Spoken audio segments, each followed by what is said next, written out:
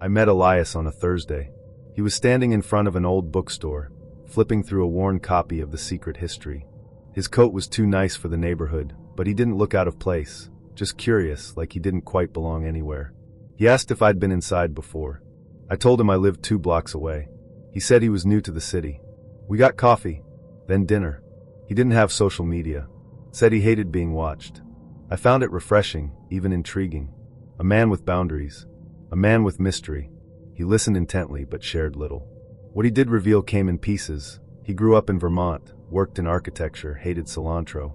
He had a scar near his collarbone he said was from a skiing accident. I didn't question it. He texted me the next day. And the next. We started seeing each other regularly. Always at my place, never his. He said his apartment was being renovated. Then, that his lease was ending. Then, that he was considering leaving the city altogether. I should have noticed the cracks. But I wanted to believe him. He was attentive. Brought my favorite wine without being asked. Remembered little things. How I took my coffee, the name of my dog growing up, the song I hated because it reminded me of my ex. He touched me like he was memorizing my body, not just enjoying it. Still, something always felt slightly off. He never stayed the night. Never answered calls after 10 p.m. Once, when I asked to take a photo of us together, he gently put his hand over the lens. "I just like to keep some things private," he said, smiling. I didn't press. Then one night, I woke up to find him standing by my window. He didn't notice me at first. He was staring out into the street, still as glass. "Elias?" I whispered. He turned slowly. "Couldn't sleep. Do you do this often?" He came back to bed without answering. The next morning, I found a small key in his coat pocket. It wasn't a house key, more like a storage lock or a mailbox. I put it back, but I started paying attention. I Googled him. Nothing. I searched his name with architecture, Vermont, even skiing accident. Still nothing. I asked him again about his job. He gave me a different firm name than before. One night, when he was in the shower, I checked his wallet. No license. Just cash, a hotel key card, and a folded receipt for gas 6 towns over. The receipt was dated 2 days before we met. My stomach turned. I didn't confront him. Not right away. Instead, I called the hotel listed on the receipt. The woman at the front desk hesitated when I asked for Elias. "We don't have anyone by that name," she said. I gave her the room number. "Oh, that was under a different name. Sorry, I can't disclose." I hung up. That night, I told Elias I needed space. He didn't argue. Just kissed me on the cheek and left without asking why. Then I did something I never thought I'd do. I followed him. I waited outside my building until I saw him turn the corner, then trailed behind at a distance. He didn't go to a nice apartment or a hotel. He walked for nearly 20 minutes, then ducked into a building with no sign on the front, just an unlit buzzer panel and a security camera. I waited. 10 minutes. 15. When I finally approached, the buzzer panel was cold. No names. No numbers. I rang one at random. No answer. I left. 2 days later, I got an email. No subject line. No text. Just an attachment. It was a photo. Of me. Taken from outside my window. I stared at it for a long time. My face was turned slightly, caught mid-laugh, talking on the phone. I looked happy. Unaware. I didn't sleep that night. The next day, I changed my locks. I deleted his number. I packed a bag and stayed with a friend. When I told her everything, she said, "You need to go to the police." But what would I say? He hadn't hurt me. He hadn't even threatened me. He'd just vanished. And left a photo behind. I went back to my apartment a week later. Nothing was out of place. Except the key. The one I'd found in his coat. It was on my kitchen counter. I never told anyone how shaken I was. How I checked behind every door for weeks. How I stopped sleeping near the window. How I started carrying pepper spray in my coat pocket. I never saw Elias again. Sometimes I wonder if he was real at all. But then I remember the way he looked at me, like he was studying something rare. Something temporary. And I wonder, was I the first? Or just the first to get away? I met Lena at a friend's rooftop birthday party. It was one of those early summer nights where everyone smelled like sunscreen and gin. She stood out, not in a loud way, but in that kind of unbothered confidence that makes you want to ask her what she's thinking. She wore a yellow dress that caught the light, and her laugh was low and easy. She didn't flinch when I asked if she wanted to grab a drink somewhere quieter. She just shrugged and said, "Sure. I hate rooftop parties anyway." We ended up at a dim bar 2 blocks over, sitting in a booth sticky with old varnish and history. She ordered whiskey neat. I pretended to like mine. We talked about bad dates, worse roommates, and the exact moment we each realized adulthood was mostly just Googling things. She asked questions like she actually wanted the answers. She didn't overshare, didn't play coy. Just honest, sharp, and funny in the kind of way that makes you lean forward without realizing it. At the end of the night, she kissed me first. I didn't go home with her that night, or the next, but I saw her again, and again. We started texting every day. She'd send voice notes, little videos of her making coffee, photos of weird graffiti. It felt like we were building something, not heavy, not defined, but real in the way that made me check my phone too often. She invited me to a game night at her place. Her apartment smelled like lavender and popcorn. She beat everyone at code names. I watched her laugh with her friends like it was the most natural thing in the world. She touched my arm when she passed me a drink and leaned into me when we sat on the couch. When we finally did sleep together, it felt inevitable, like the moment you exhale after holding your breath for too long. She was warm, present, and pulled me in like she didn't want to let go. Afterward, her head rested on my chest. She traced shapes on my stomach with her finger. "I like you," she said. I smiled. "I like you too." I didn't ask what we were. I didn't need to. Or so I thought. Things got strange about 3 weeks later. We were at a friend's housewarming. She introduced me to someone named Bria, a sharp-eyed woman who looked at me a little too curiously as we shook hands. "Ah," Bria said, nodding. "You're one of the numbers." Lena shot her a look. "Bria." I blinked. "Sorry, what?" "Nothing," Lena said quickly. "Ignore her. She's being weird." Bria smiled, but didn't take it back. Later that night, I asked Lena what Bria meant. She laughed it off. "She's just being dramatic." But I couldn't shake it. The next day, I did something I never do. I snooped. I wish I hadn't. I opened Lena's laptop while she was out grabbing coffee. I only meant to check the time, but her messages were still open. I saw a conversation labeled Bet Club Clinking Glasses, and I clicked. I shouldn't have. The messages were casual, full of emojis and inside jokes. But there it was. "Lena, 3 down. Can't believe I'm winning." "Bria, your ex is gonna be pissed.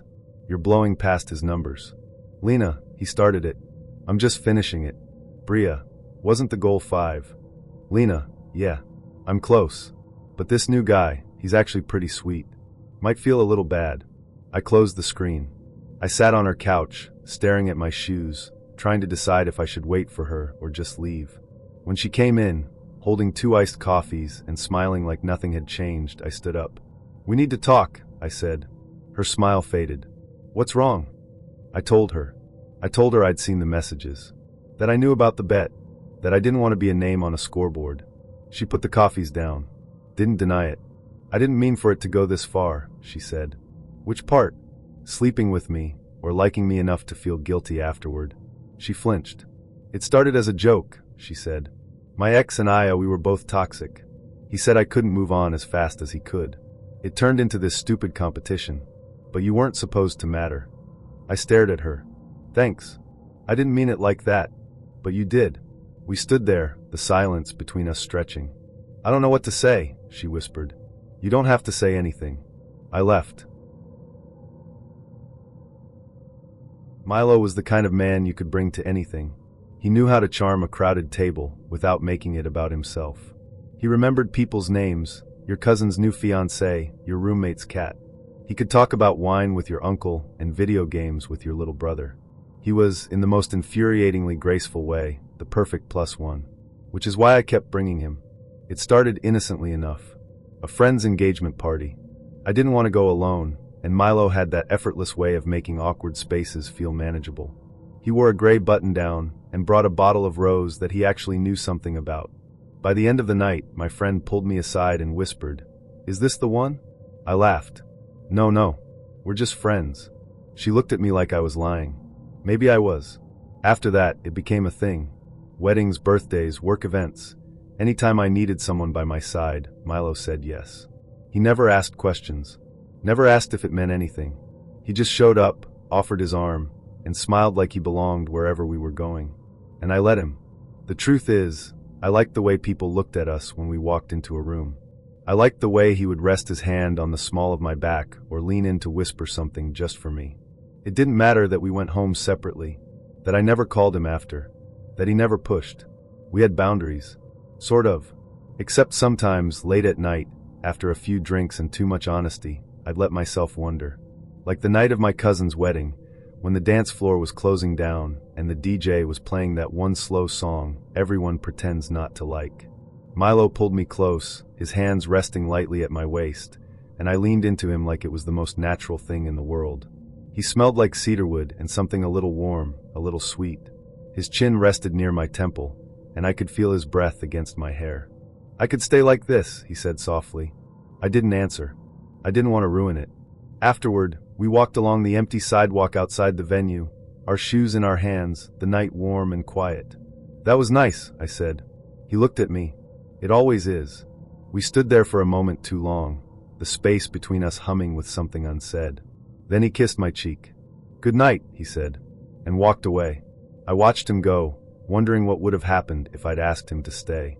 But I didn't.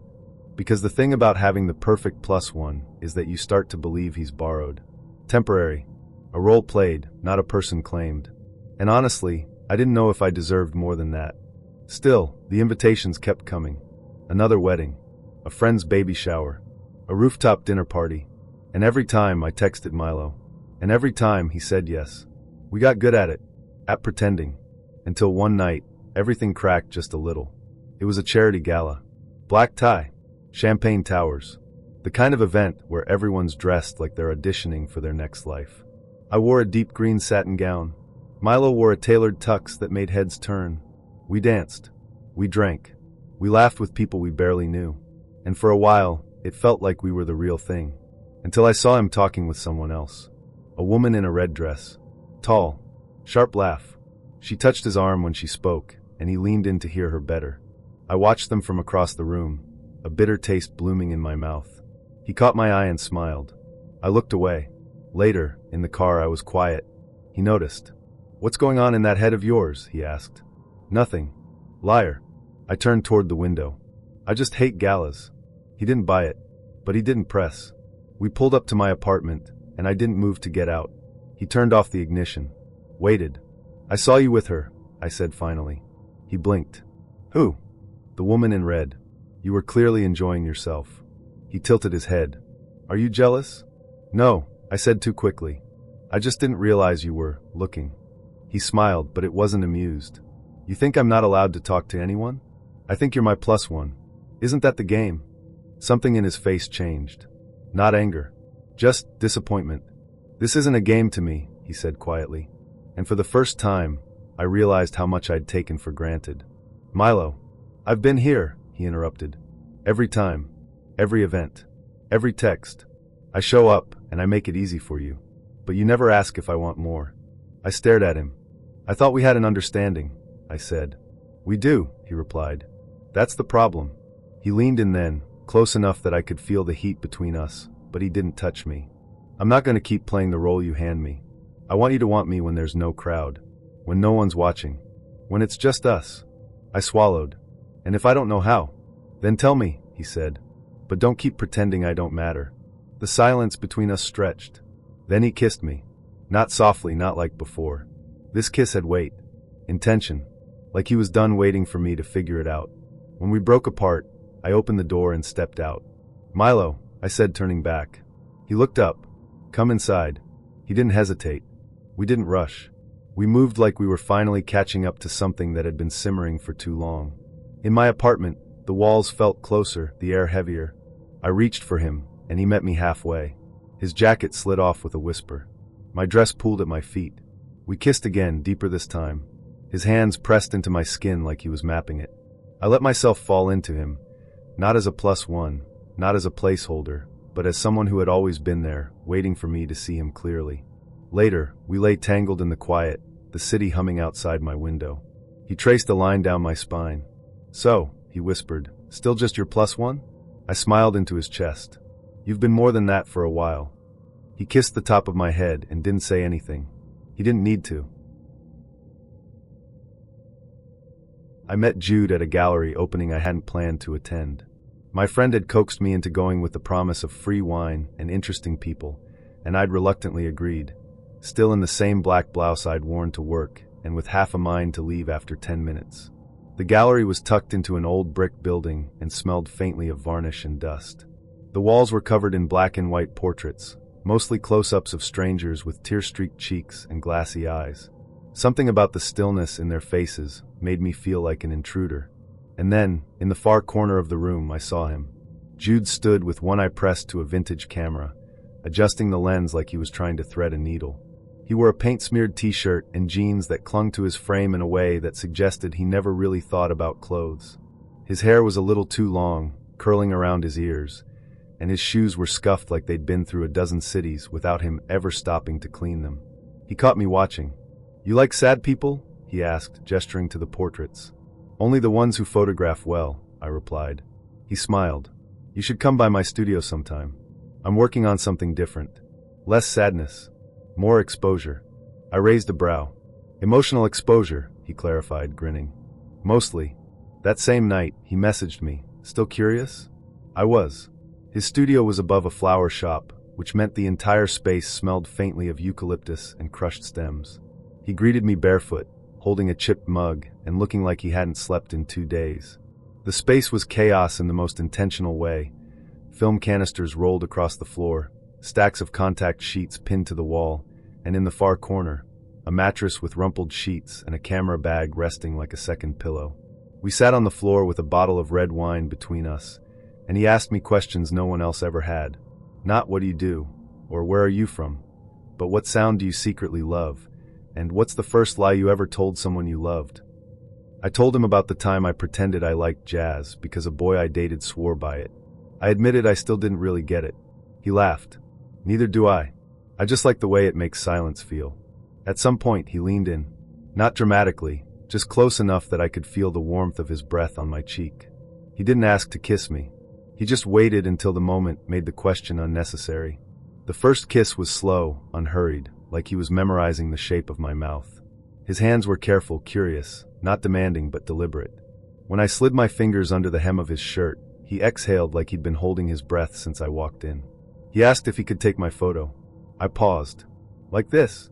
I asked, already aware that my blouse was half unbuttoned, my hair falling out of its pin. "Exactly like this," he said. Unfiltered. I didn't pose. I didn't perform. I just sat back on his mattress, watching him as he framed the shot.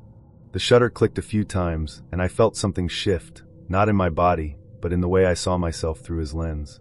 When he set the camera down, he leaned over me, brushing my hair back with one hand and kissing me softly. What followed was a kind of intimacy I hadn't felt in years, like being read in a language I'd forgotten I knew. He moved slowly, as though every touch had a question tucked inside it, and I answered all of them with the way I breathed, the way I leaned into him, the way I let the night unfold without needing to define what we were. I stayed until morning. He made coffee with cinnamon and oat milk and handed me a Polaroid before I left. It was me, blurry and glowing, half smiling in his sheets. "I like this version of you," he said.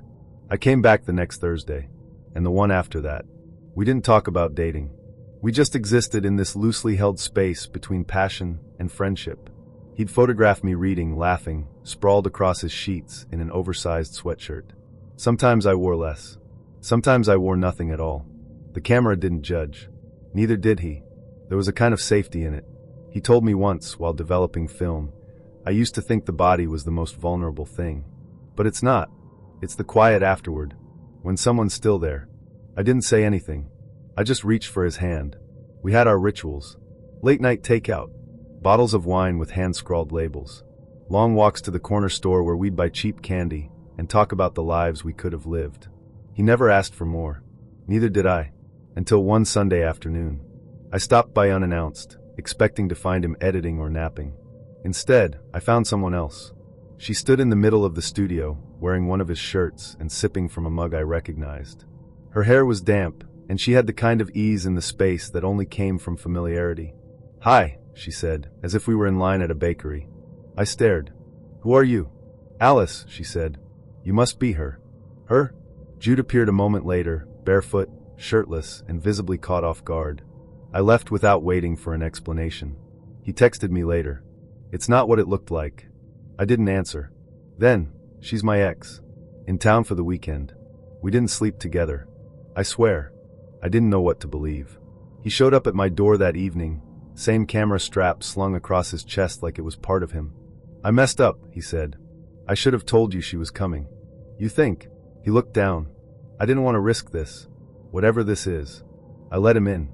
He kissed me like he was trying to undo the memory of her. I kissed him like I was trying to decide if he still belonged in mine. We didn't talk after that. Not in words.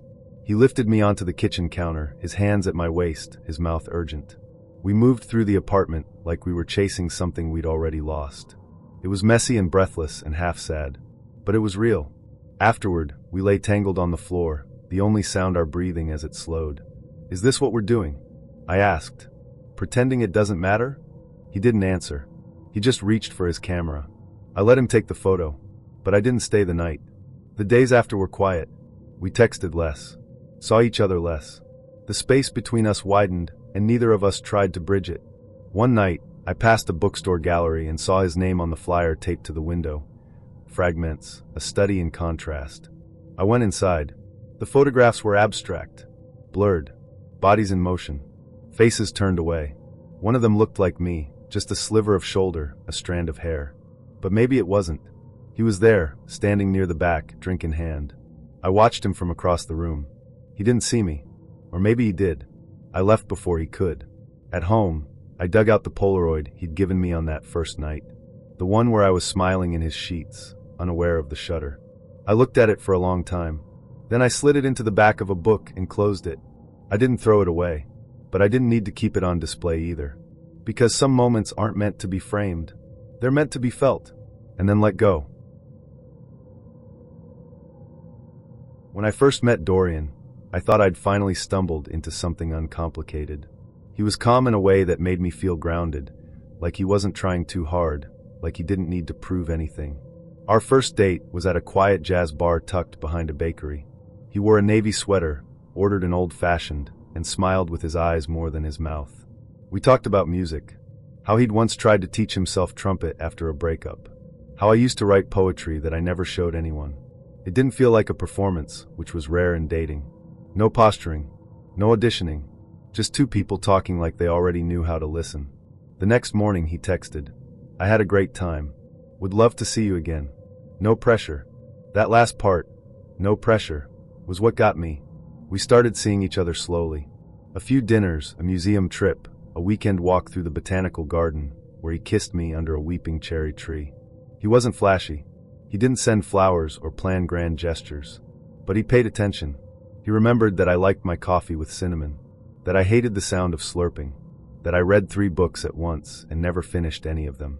Then, one night, just as things were beginning to feel steady, he looked at me across the table while we were splitting a plate of dumplings and said, I want to try something. I blinked. Okay. He leaned in, voice low. I have a friend. Kuss. He's single. Smart. Kind. I was thinking, what if you went on a date with him? I laughed, thinking it was a joke. He didn't laugh back. I'm serious, he said. You and I have something. But I've always wondered, if someone like you had options, would I still be the one you'd choose? I stared at him. You want me to date your friend? Just once, he said. No strings. No pressure. I just want to see something. I should have said no. Should have walked away, asked him what kind of man turns his relationship into a game. But he looked at me so calmly, like he wasn't threatened. Like he already knew the answer. I was curious. So I said yes. Kuss and I met for coffee the next Saturday. He was the opposite of Dorian in almost every way. Loud, quick to laugh, a little reckless in how he moved through the world. He wore a leather jacket and called the barista boss. He told me he once took a train to a city he couldn't pronounce just because he liked the color of the ticket. I liked him immediately. Not in the way I liked Dorian, but in the way that makes you want to lean in and ask more questions. We talked for hours. About travel, about his fear of becoming boring, about the time he got lost in Istanbul and ended up playing cards with street vendors until sunrise.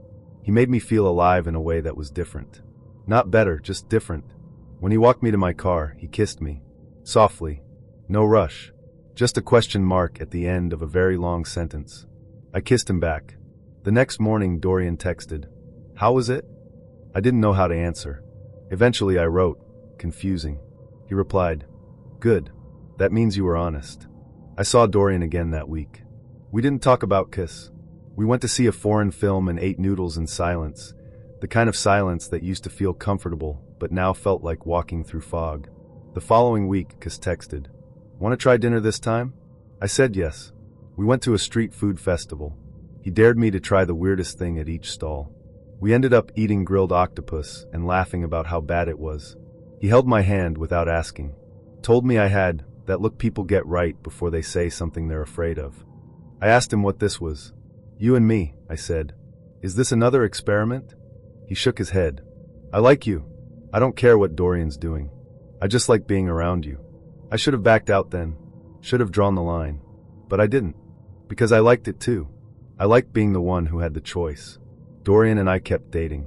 So did Kiss. Neither of them pushed me to decide. That was the strangest part. Like they were both waiting for the other to flinch first.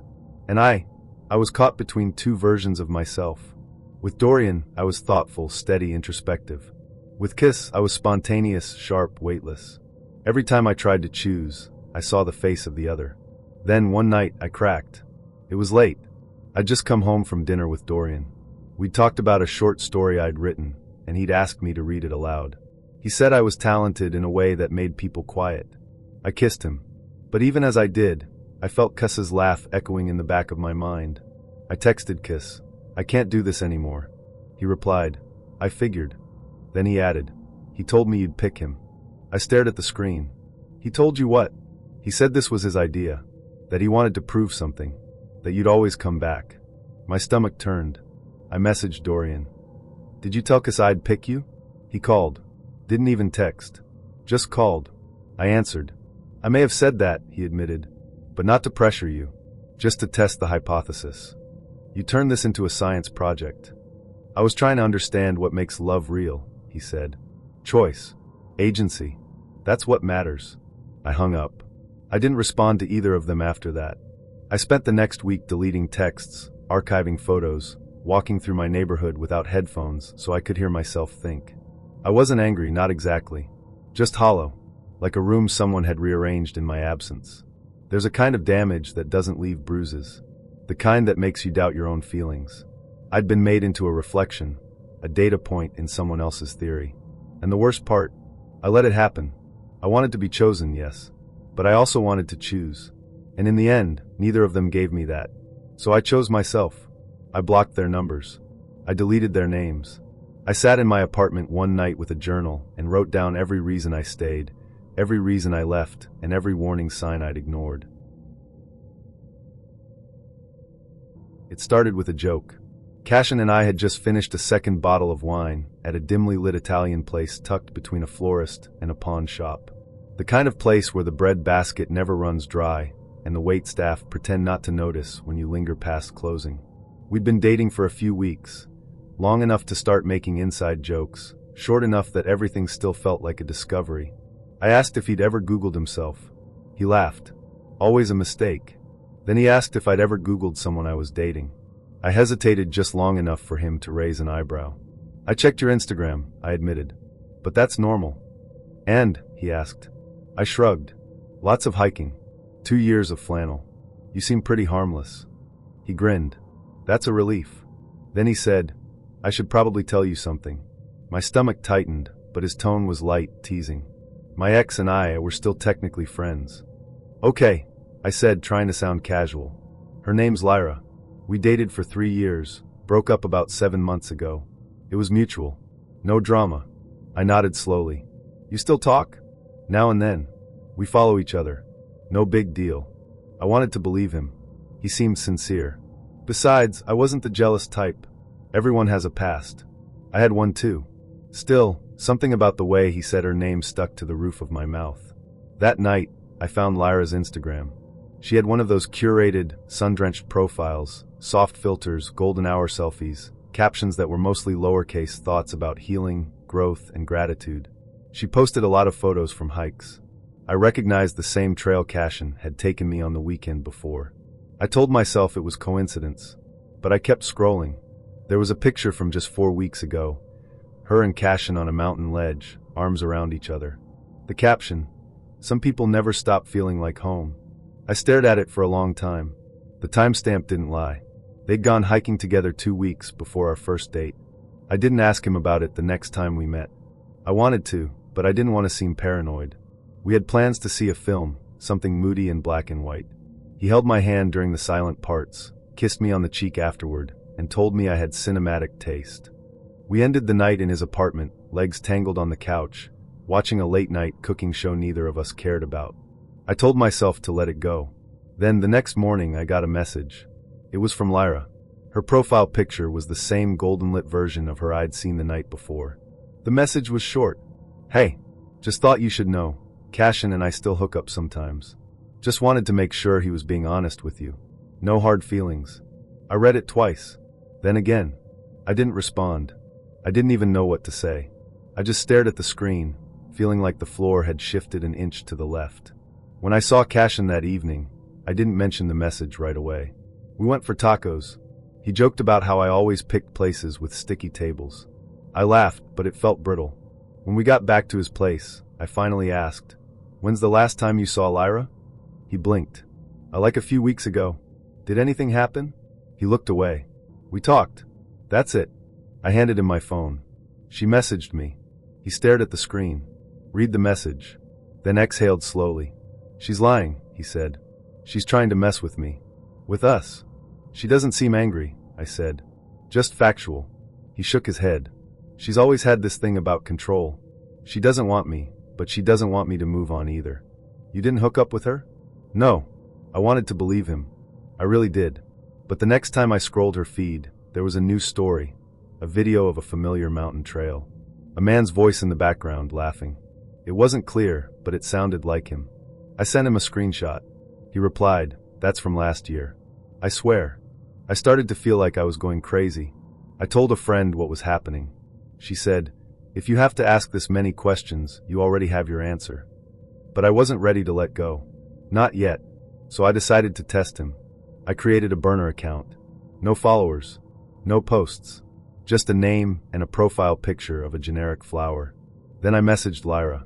"Hey, I saw your post about Cashin. I'm thinking about seeing him again. Just wanted to know if you're still involved." She replied within minutes. "He says he's not seeing anyone. We still hang out. It's casual. But yeah, we're still close."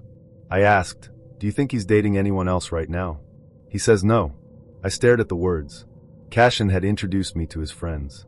Cooked me dinner. Talked about going away for the weekend. But he told her he wasn't seeing anyone. I confronted him again. This time, I didn't sugarcoat it. "You told her you're not dating anyone. She's manipulating you. She's quoting you." He rubbed his temples like it physically hurt. "She's obsessed. She's trying to sabotage this. I'm with you." I asked him to block her. He refused. "I don't want to give her the satisfaction," he said. I asked him again. He said, "You're not seriously asking me to pick between you and a friendship." That was when I knew. He didn't want to pick. Because as long as he didn't choose, he could keep both. Keep me for quiet nights and movie dates. Keep her for the familiar heat of a past he hadn't fully let go of. I ended it that night. He didn't fight it. Just looked at me like I was overreacting. Like I was ruining something perfectly good because of insecurity. But I wasn't insecure. I was tired.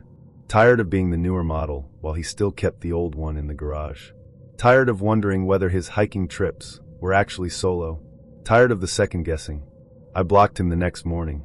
Deleted his photos. Erased the screenshots. Lyra posted a photo 2 weeks later. She was holding a coffee cup with a man's hand in the corner of the frame. The caption, "Sometimes they come back." I didn't check again after that. I didn't need to. I already knew the ending. And I'd rather be alone than the unwitting contestant in someone else's X-test. I never thought a free drink could feel like a setup, but that's exactly how it began, with a message from Solène on a quiet Wednesday evening. I was shelving books in the back corner of the store where I worked, trying not to think about how stagnant everything felt. Her message popped up on my phone so casually it almost didn't register. "Drinks tonight? That new rooftop lounge. I'll cover the tab." Solène met me outside Neon Sky, the rooftop bar she'd mentioned, a place I'd heard of but never been, known for its neon-lit bar stools, panoramic skyline views, and cocktails that looked like they belonged in a science lab. She wore a loose denim jumpsuit and a thin gold chain with a tiny lightning bolt charm. When she smiled, it felt like she'd been waiting for me, even if she hadn't. She ordered us 2 drinks without asking what I liked. "You'll love this," she said, handing me a glass that shimmered like antifreeze under the lights. We found a booth near the glass railing and talked for hours, about everything and nothing, how she once tried to live off-grid for a month, how I still hadn't learned to drive stick. She asked questions that made me feel interesting, not just like someone filling space across a table. At the end of the night, she kissed me on the cheek and said, "Next time, my place. I make a mean stir-fry." It didn't feel like a pickup line. It felt like the beginning of something. We started seeing each other quickly after that. Less than a week later, we were at an immersive art exhibit where massive, glowing sculptures pulsed with ambient sound. Then came a rooftop cinema showing old noir films, followed by a secret speakeasy hidden behind a laundromat wall. Solène always knew where to go, how to get in, what to say to skip the line. She wasn't flashy about it, just smooth, like she operated on a slightly different wavelength from the rest of us. She explained it away when I asked. "I tagged the location," she said. "They comp me sometimes. It's all about the clicks." She had a modest following on Instagram, though I didn't dive too deep into it. I wasn't big on social media. I figured she was just one of those people who's always online, not unusual for someone in their late 20s. I was happy to be swept along for the ride. I mean, who complains when someone brings them to a private wine tasting or a rooftop brunch that costs more than your electric bill? Then came the vegan ramen class. She invited me on a Saturday morning. "It'll be cute," she texted. "You'll wear an apron and chop daikon like a chef." We met at a minimalistic kitchen studio downtown, the kind of place where natural light feels curated and every spice is stored in matching glass jars. She introduced me to the instructor as her boyfriend, something that made my stomach flutter a little, and we were assigned a station covered in fresh vegetables and paper-thin tofu sheets. I leaned into the experience, even when I couldn't tell mirin from miso. We laughed, she filmed me stirring broth, and we high-fived over a perfectly sliced green onion garnish. She even took a selfie of us with steam rising between our faces. I thought it was just a good memory. I didn't know it was content. A few days later, she invited me to a spa called Cloud9 Wellness. I'd never been to a spa before, never even worn a robe outside of my apartment. But Solène had booked a couple's retreat package. She said it was comped. "They want exposure," she shrugged. "We just have to look relaxed." We floated through a salt room, lounged in an infrared sauna, and drank cucumber water while wrapped in towels. Afterward, she handed me a smoothie and asked if I'd mind recording a short testimonial. "It's just for their story," she said. "You don't even have to say your name." I agreed, feeling silly but relaxed. I said something about feeling rebalanced and energized. She smiled, kissed my temple, and told me I was a natural. Later that week, I was scrolling through my feed when I saw her post. A photo carousel, me stirring ramen, laughing in the salt room, sipping a smoothie with my eyes closed. The caption read, #DatingSugarDaddyChallenge. Another successful week of free experiences. Swipe for my favorite moments, nail polish money with wings. I stared at the screen. My stomach turned. The post had over 1,000 likes. Dozens of comments. "He looks like he actually believes it's a real date," face with tears of joy. "Teach us your ways, Queen. Please post a part 2. I sat motionless for a long time. I thought about the way she looked at me over that steaming bowl of broth. The way she traced my knuckles when we walked through the art exhibit. The way she whispered, "I like this," when we lay in the spa's darkened relaxation room. Were any of those moments real? I texted her, "Hey, I saw your post." She responded within minutes. "Oh no, I meant to archive it. It's just for laughs. You looked cute." I asked her, "Is this a joke to you?" She replied, "It's just content. Don't take it personally. You're part of the journey." Part of the journey. I didn't reply. I didn't know how to. We already had plans to go to a karaoke bar that weekend for her birthday. I almost canceled. I should have. But I went, thinking maybe I'd misunderstood. Maybe there was still something real underneath the glitter. We met at Melody Bar, a private karaoke lounge where the booths came with tambourines and glowing microphones. She wore black leather pants and a silver top that shimmered like tinsel. We drank plum wine and sang duets, her voice smooth and confident, mine cracking on the high notes. She pulled me close during a slow song and whispered, "This is the good part." At the end of the night, the staff brought out a dessert platter, mochi macarons, a tiny cake with sparklers. Solène grinned and told the server, It's both our birthdays. I laughed, confused but charmed. Then I saw the post the following morning. Another carousel. Us singing, the dessert tray, a screenshot of my testimonial from the spa. Caption: challenge update, free dessert, VIP karaoke, and he even paid the tip. Hashtag Sugar Challenge Series Part 3. My name wasn't tagged, but my face was all over it again. This time I didn't text. I called. She answered on the second ring, sounding breathless. Hey you, I said calmly, take it down, or we're done. She paused. You're being dramatic. I'm being disrespected. She sighed. Fine. I checked later. The caption had changed. Memories are priceless, Dizzy. Same photos. Same comments. Same joke. I blocked her. Deleted her from every app. I uninstalled Instagram for good measure. I spent the next week trying to scrub the feeling of being used. I went back to the ramen spot, this time alone, and tried to remember how it felt to laugh without wondering if someone was recording. I stopped answering texts for a while. I stopped looking in mirrors. Eventually, I talked to a friend about it. He laughed, said, well, at least you got some good meals out of it. I didn't laugh back, because the meals weren't the point. I would have paid for every one of them if the conversation had been honest. I would have traded every comp drink, every tagged photo, for one unfiltered moment. I don't hate her. Not really. I think Solen's someone who's trying to make meaning out of attention, who's confused visibility for value. I pity her in a way, because if every connection has to be filtered before it's shared, then what's real anymore? It was a slow Saturday afternoon when Maris first texted me. I was on the couch, half wrapped in an old hoodie, idly watching reruns of a sitcom I'd seen 100 times. My phone buzzed with a notification from the dating app. Her message was short. Coffee? That new spot by the art museum looks promising. I didn't hesitate. I texted back sure, before I even finished reading the full message. Half an hour later, I was standing in line at Java and Canvas, trying not to look like I was bouncing on my heels. The place had a curated charm, abstract paintings on the wall, mismatched chairs, and a chalkboard menu that required squinting to decipher. I spotted her before she saw me, tall, red hair twisted into a messy bun, a stack of textbooks under one arm, and a grin that made the room feel 10 degrees warmer. She waved from a corner table beneath a giant splash of blue and gold paint. Your latte's on me, she mouthed. I felt like I'd just won a prize. We talked for hours, not about work or dreams of children or pet allergies like so many other first dates.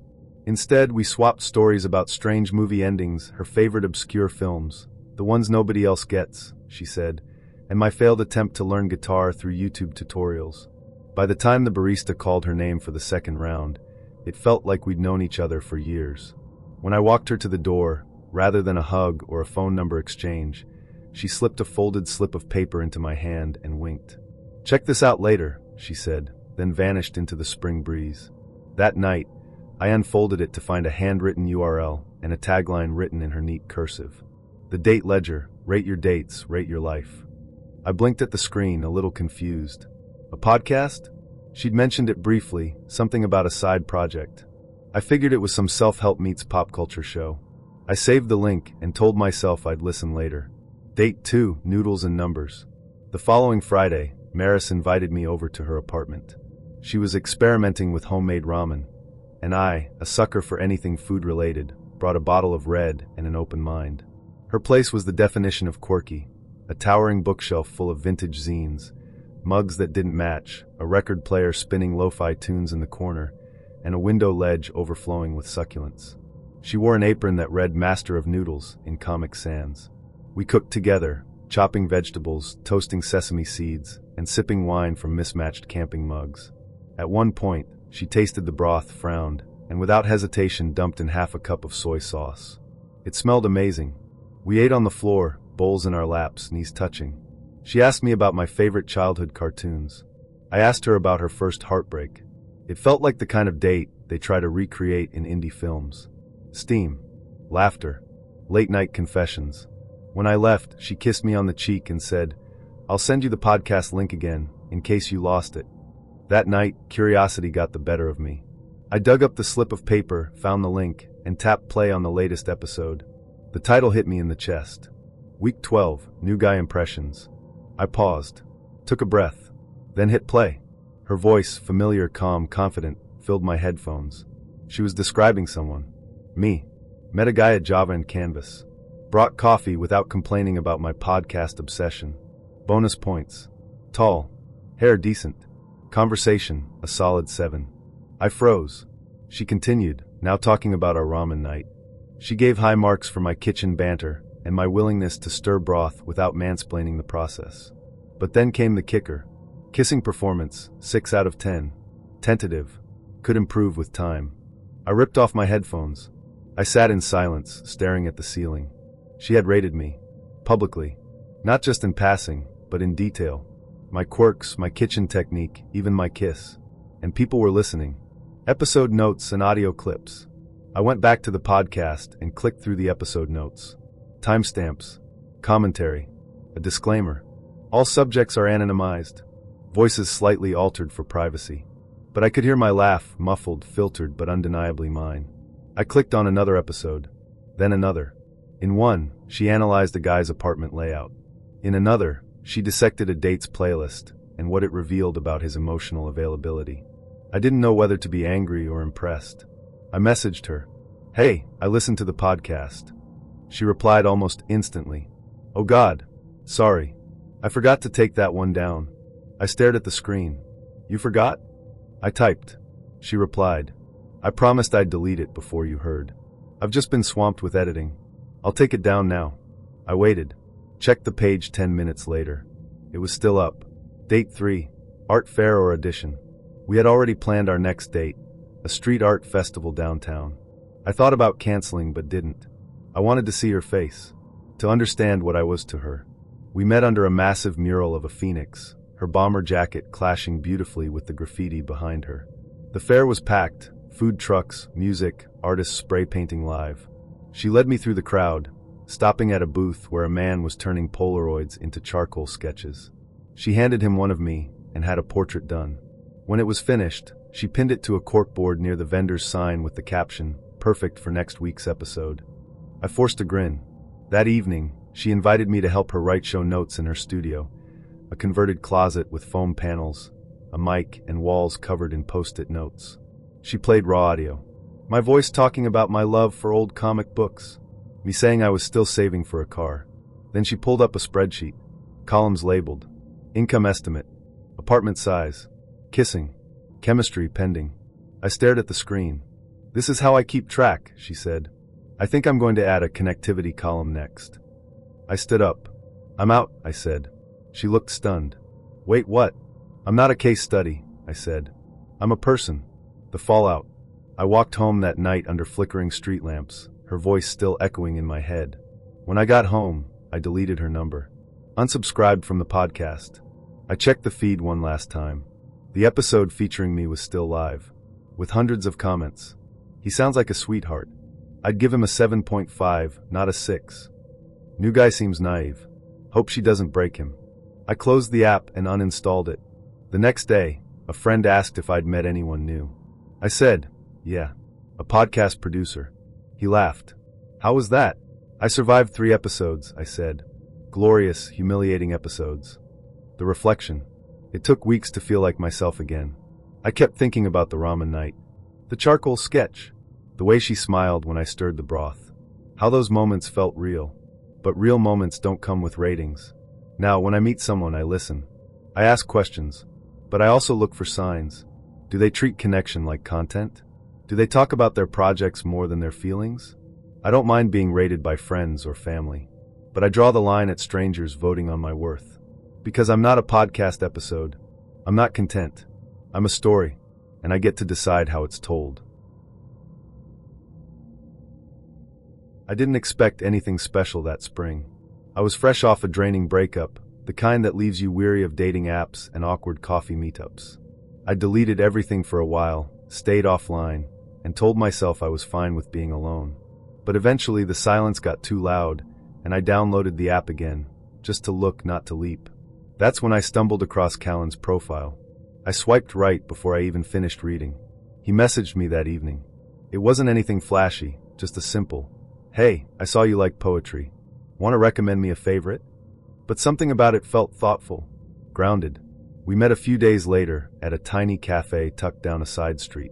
The kind of place where the barista knows your order and the walls smell like espresso and cinnamon. Callan arrived 15 minutes late, apologizing with a sheepish grin and a shrug. I didn't mind. He ordered us avocado toast and iced lattes, then leaned across the table and asked about my weekend plans like he genuinely cared. I told him I was going to a poetry reading, and his eyes lit up. "I love spoken word," he said. "Mind if I tag along?" It felt like we were in sync, like someone had molded him from the same clay as me. Over the next 2 weeks, we built a rhythm. He came to that poetry night and clapped louder than anyone when a nervous girl read her first piece. We wandered through art galleries on slow Sunday afternoons, sharing earbuds and opinions.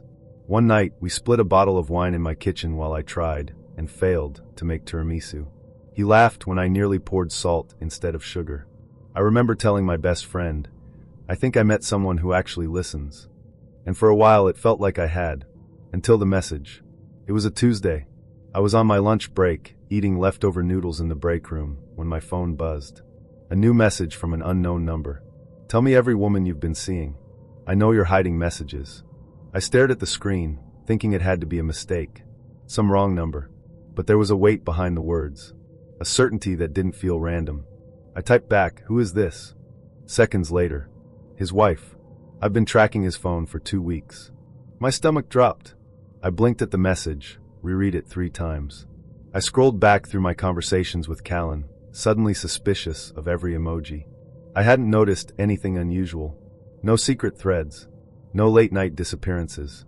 I typed, "I didn't know. I'm sorry. Are you sure?" She replied with a screenshot of our chat thread. Every message accounted for. Timestamps.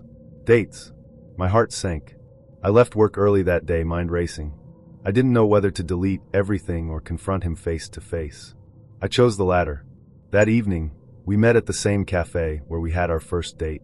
The sky was bruised purple, the air thick with the scent of baked bread and something unspoken. Callan waved at me from our usual corner, smiling like nothing was wrong.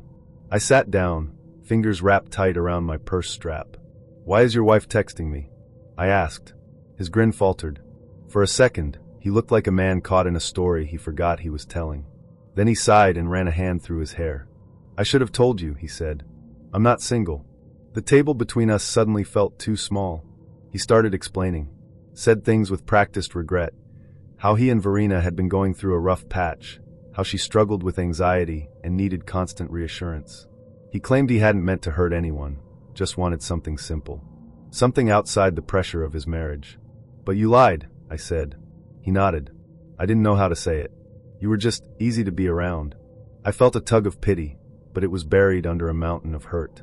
When I left that night, I walked home under orange streetlights, my thoughts spinning like a carousel. I kept imagining her, Verena, sitting in her living room, watching every message I sent. Every emoji. Every quoted poem. I felt like a character in someone else's nightmare. The next morning I texted her. I didn't know what to say, but I felt like I owed her something. "Do you want details? Dates? Screenshots?" She replied, "I already know. I just needed you to confirm." I sent her what I had anyway. Our texts. A photo he'd taken of me at the gallery. That night we made pasta and laughed over spilled sauce. She replied with a single word. "Thanks." That was the end of it. I never saw or heard from Callan again. I deleted his number. Cleared our message thread. Uninstalled the app. But the feeling lingered. I didn't just feel betrayed. I felt violated. Like I'd been cast in a role I never auditioned for. The other woman. The distraction. The experiment. It made me question everything. How much of our lives are really private? How quickly can a moment of genuine connection be watched, recorded, decoded by someone else? A few weeks later, I ran into a mutual acquaintance at a bookstore. She mentioned, casually, that Callan and Verena were in couples therapy now. "Trying to work things out," she said. "Don't feel bad. You weren't the only one." I nodded, said I was fine. But I wasn't. I kept wondering if Verena hated me. If she saw me as complicit. If she watched my messages and thought I'd known all along. But I hadn't. I was just hungry for connection. Starved for sincerity. And in that hunger, I ignored the quiet gaps. The moments he didn't answer. The hesitations. That spring taught me more than I wanted to learn. Now, when I meet someone new, I ask, "Are you seeing anyone?" And I ask it twice. softly then more firmly. If they hesitate, I walk away. Because trust isn't some romantic ideal, it's the foundation. Without it, everything else collapses. I don't blame myself, not really. I know now that deception doesn't always wear a villain's face. Sometimes, it wears a crooked smile and orders you the perfect coffee. But I also know this. I'd rather wait for something real than be a guest star in a story someone else is hiding. I still go to that cafe sometimes. Not to remember him, but to reclaim the space. I order the same drink. Sit at the same table. And when someone walks in late, scanning the room with a hopeful grin, I look away. I'll never forget the first time I walked into the Mile High Lounge on that chilly Friday evening. The place was a sensory overload. The clatter of beer mugs against tabletops, the warm scent of hops and caramelized onions hanging in the air, and the low drone of anticipation humming through the crowd. It was the kind of bar where people go looking for stories, not just drinks. Stories they could later exaggerate to friends over brunch or bury in the haze of memory. I wasn't looking for anything dramatic, just a drink. Maybe a conversation that didn't feel like a job interview. But then I saw her. She was standing by the jukebox, one hand scrolling her phone, the other casually resting on the worn wooden panel. Her frame was relaxed, shoulders back, head tilted ever so slightly. A loose strand of hair caught the overhead neon light, glowing like a thread of gold. She wasn't trying to be seen, which made her impossible to miss. I approached, said something forgettable about the song playing. Her lips curled into a half-smile, a kind that seemed practiced yet not insincere. "Saren," she said, offering her name like it was a soft secret. We ended up tucked into a corner booth with drinks in front of us, mine a dull amber lager, hers a gin with a twist of citrus. The conversation flowed effortlessly. We veered away from the typical first date script. Instead, we talked about obscure podcasts, awkward subway encounters, and the best ways to cook spaghetti without overthinking it. She listened in a way that made me feel like my words mattered. Like she wasn't waiting for her turn to talk. There was no performance. No pressure. Just presence. After that night, we matched on the app and texted constantly. Morning memes. Late night thoughts. She told me about her best friend Alira. Striking, camera-ready, and apparently featured in half her photos. Saren said they were inseparable, practically sisters. She's the kind of person who walks into a room and everyone forgets what they were talking about, Saren said, almost fondly, almost bitterly. I didn't think much of it. Lots of people share photos with their closest friends. I assumed Alira was just part of the backdrop of Saren's life. Then came Taco Saturday. We met by the river where a graffiti-covered food truck was parked beneath an old iron bridge. The tacos were more tortilla than filling. The bench we sat on wobbled with every laugh, and the view of passing kayakers gave the whole setting a strange cinematic charm. Saren took a bite of her fish taco and said, "Okay, confession time." I braced myself. I assumed she was going to tell me she wasn't really into tacos, or that she had a boyfriend in Sweden. Instead, she said, "Sometimes I use Alira's photos on dating apps. Not all the time, just to test how people react." I blinked. "Wait, like your profile photo wasn't you?" She shrugged, unapologetic. "The one you matched with? That was Alira. But I swiped too. I'm the one who messaged you. I wanted to see if you'd stick around once you met me." I tried to laugh but felt something twist under my ribs. She called it social science. Said she wanted to know whether people treated her better when she looked like someone else. Alira, she claimed, was objectively hotter. "It's like an experiment," she said. "You passed, by the way." I smiled, but my mind was already rewinding. Was our connection real? Or was I part of a hypothesis waiting for results? Still, I kept seeing her. Because despite everything, Saren was fun. She was thoughtful. She made me feel like I wasn't just another profile to swipe past. And I told myself that was enough. A few days later, she invited me back to Mile High Lounge. A local band was playing. "They're not awful," she'd written. "And I'll be wearing something that might make you blush." I dressed better this time, button-down shirt, leather boots I hadn't worn in months. When I got there, Saren was leaning against the stage in a deep green dress, whispering into Alira's ear. They turned and waved in unison. I remember thinking they looked like co-stars in a music video. Confident. Untouchable. I joined them, bottle of beer in hand. Saren introduced me to Alira again, this time as her boyfriend. Alira smirked, gave me a once-over, and disappeared to the bar. Saren and I danced. Her hand found my chest. My hand found the small of her back. We moved like we were sinking to something more than music. After the set, we slipped into the alley behind the lounge, away from the noise, under a flickering street lamp. "I need to tell you something," she said. I nodded, expecting another playful confession. Maybe she was secretly a yoga teacher. Maybe she had a weird allergy. "Elira and I," she began, "we're not sisters, or cousins, or even really best friends anymore." I frowned. "Okay." She runs a vlog series. It's called Pretty versus Playing. I didn't understand. She records dating interactions. She uses her photos on apps, then sends me on the dates. It's all part of a series. A social experiment.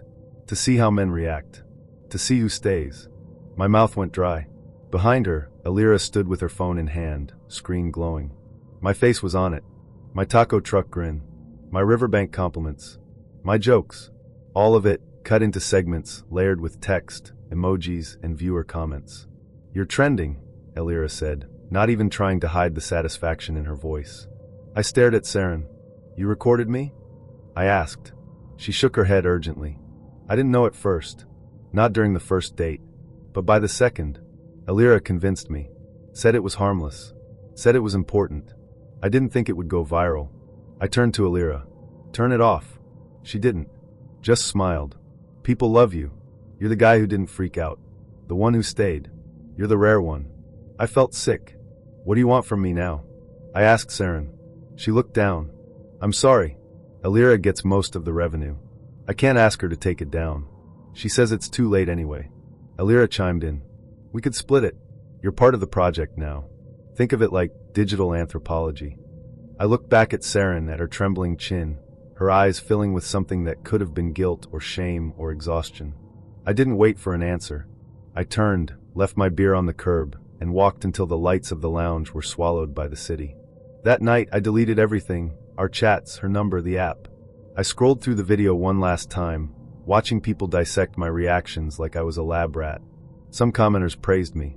Others called me gullible. None of it mattered. I felt hollow. Betrayed. Even now, weeks later, I find myself thinking about that alley. That moment. Her eyes. Her silence. The video is still up. Last I checked, it had crossed 1 million views. 1 million people saw my hope, my awkward flirtation, my vulnerability. Cut, edited, framed for clicks. Sometimes I pass Mile High Lounge on my way home. Through the window, I can see that damn jukebox, still glowing in its corner. I wonder if Saren stands there sometimes, phone in hand, waiting for the next subject. I wonder if she ever regrets it. As for me, I'm back on the apps, but slower. Guarded. I ask for video calls. I look for signs. I found out about the blog on a Tuesday. It was a mindless scroll. Instagram to Twitter to Reddit, then back to Instagram. I was lying on my stomach in his bed, half-dressed, wrapped in that lazy afterglow you get when you trust someone enough to fall asleep in their apartment without makeup on. He was in the kitchen making coffee. Humming. I was trying to remember the name of a movie we'd watched the night before, so I googled a line from it. That's when I saw the link. New entry. Laughs at her own jokes. Posted on a blog called Date Audit. I clicked. And there I was. Not by name, but unmistakably me. She's got this way of laughing at her own stories, like she's trying to convince herself they're more interesting than they are. It's kind of cute. Kind of insecure. Drinks tequila without flinching. Has a small scar on her thigh she says is from a childhood bike crash. Probably not a lie. Sleep rating. 8.5, responsive, generous, but a little too eager to please. Would I see her again? Maybe. Depends if she stops checking her phone every 5 minutes. My mouth went dry. There were other entries. Weeks of them. All titled with phrases only he would use. Likes her eggs runny. Reads Murakami but misses the point. Cries at car commercials. Each one was about a different woman. All cataloged. Rated. Reviewed. I scrolled faster. My heart thudded like a bad drum solo. There were photos too. Cropped. Anonymous. But intimate. A hand on a thigh. A back turned in bed. A close-up of a woman's necklace resting on a collarbone. I recognized my necklace. I closed the laptop. He came in with 2 mugs and a smile. I stared at him. He must have seen it in my face. The shift. The stillness. What's wrong? I held up the laptop. You forgot to log out. His expression didn't change. Not exactly. but something behind his eyes flickered, like a flame pulling back just before it burns out. "You read it?" I nodded. He didn't deny it, didn't stammer. "It's just writing," he said quietly. "It's a creative outlet. You reviewed me like I'm a product. It's anonymous. It's degrading." He put the mugs down. One sloshed onto the floor. "I didn't mean it to be.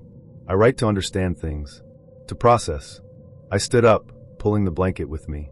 "You processed me." He took a step forward. "You said you liked being seen." "I didn't mean like this." He paused. "It was never malicious. You rated my body, my emotions, my sex.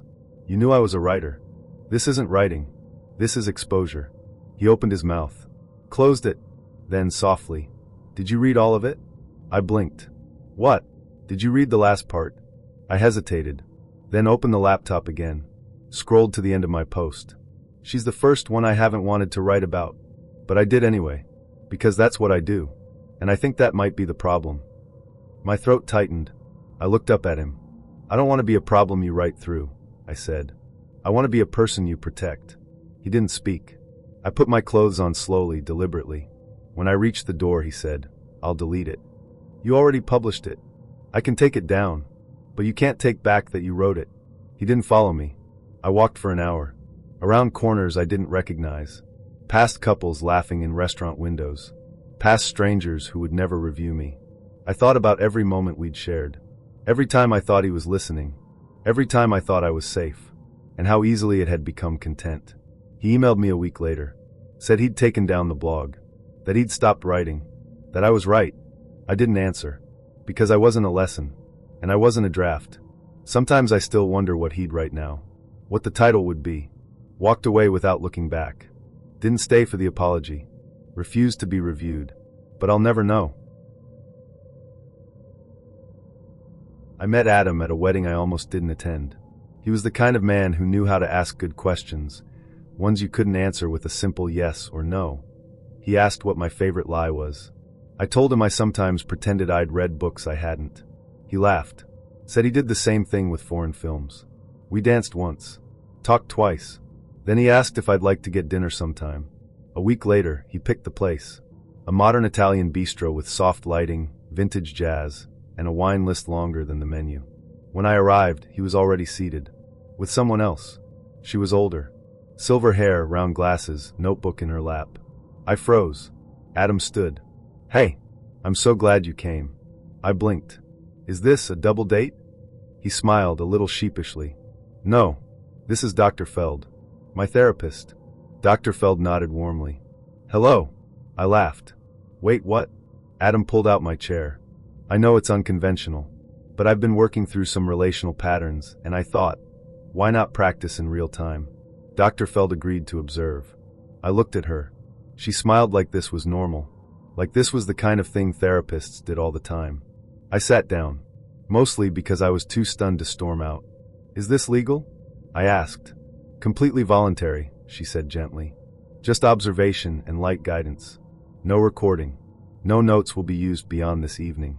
Adam added, "You can leave any time." "Seriously?" I nodded slowly. Okay. Let's see where this goes." The waiter came. We ordered wine. I chose the most expensive glass I could justify. Adam started with compliments. Said he liked how my voice dropped when I was being sarcastic. That he noticed I wore silver jewelry, not gold. That it made me look coolly lunar. Dr. Feld murmured, "Interesting. You're romanticizing quickly." Adam flushed. "Right. I do that." I sipped my wine and said nothing. They both turned to me. Adam asked, "What's your typical dating pattern?" I raised an eyebrow. "You mean besides being ambushed by therapists?" Dr. Feld chuckled. Adam winced. "That's fair." "I don't know," I said. "I tend to give too much, then regret it." "Emotionally?" Dr. Feld asked. "Emotionally.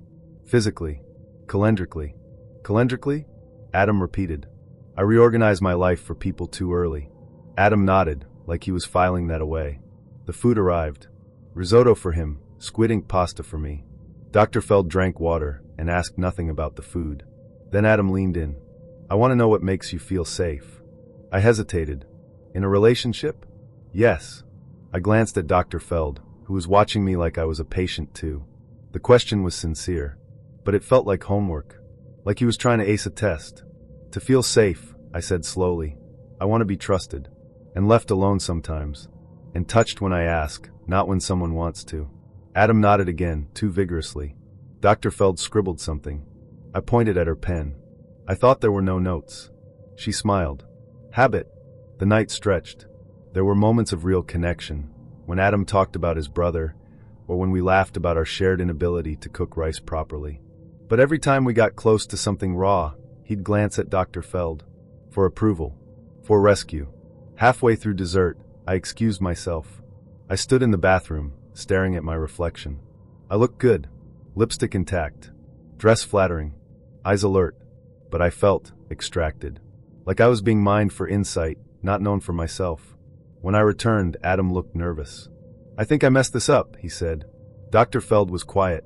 I shouldn't have brought her. I didn't trust myself to stay grounded. I sat down again. It's not that, I said. Or okay, it is. But it's also that this feels like performance. Like you're trying to prove you're emotionally evolved instead of just being present. He nodded slowly. I've been in therapy for 3 years, he said. I'm proud of the work. But I don't know how to stop working. Even when I want to. Dr. Feld said gently. That's something to explore in session. He looked at her. You think I should leave? She smiled. I think you should listen. He turned to me. I like you. I wanted to do this right. But maybe I forgot to just be real. I looked at him. He was trying. He really was. But I couldn't ignore how much it had cost me to sit at that table. You're not ready, I said. Not for someone else. Not yet. He exhaled. I think you're right. Dr. Feld stood. I'll give you privacy. She walked away. Adam and I sat in silence for a while. Then he said, if I ever do get ready. I smiled. Then I hope you meet someone who doesn't need to be your mirror. He laughed softly. And this time, he didn't look to see if anyone approved. Okay. I created a throwaway for this. I honestly don't even know what I'm hoping for by posting here. Validation, maybe? Or just a place to put this feeling down, like setting a heavy bag on the floor and walking away from it for 5 minutes. So, here it is. I, 29F, dated a guy, 32M, for just under 3 months. Let's call him Tyler. We met at a bookstore. Yes, I know, very indie rom-com of us. He was standing in front of a display of contemporary poetry and recommended a book to me. I bought it. He paid for his copy and walked me out. We got coffee, then dinner the next week. You know the drill. He was charming. Not in a flashy way, but in that subtle, I observe things about you and remember them way. He noticed I pushed my hair behind my ear when I was nervous. He never interrupted me. He asked thoughtful questions. He made me laugh. And he didn't have social media. Or so he said. He told me he got rid of all his apps after a breakup the year before. Too performative, he said. Everyone's always curating their lives like they're a brand. I liked that. I liked him. We started dating. Slowly at first, 1 date a week, then 2. We cooked together. Took walks. Had sex that got better each time. He said I made him feel present. I told him he made me feel seen. God, I hate how much I meant that.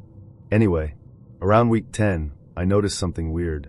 We were walking through a Sunday market, and a couple of girls passed us. One of them did a double take when she saw Tyler.